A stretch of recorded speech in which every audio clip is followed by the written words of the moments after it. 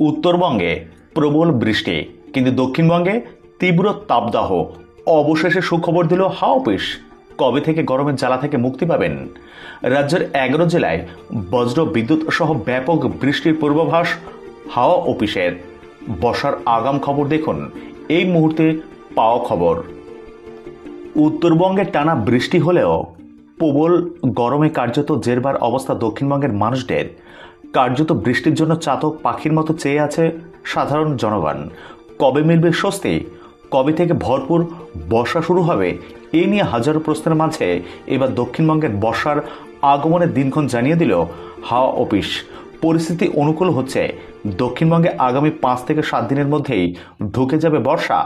18 June থেকে 20 জুনের মধ্যে দক্ষিণ পশ্চিম মৌসুমী বায়ু দক্ষিণবঙ্গে প্রবেশ করতে পারে বলে অনুমান আবহাওয়াবিদদের। আজ ভারতের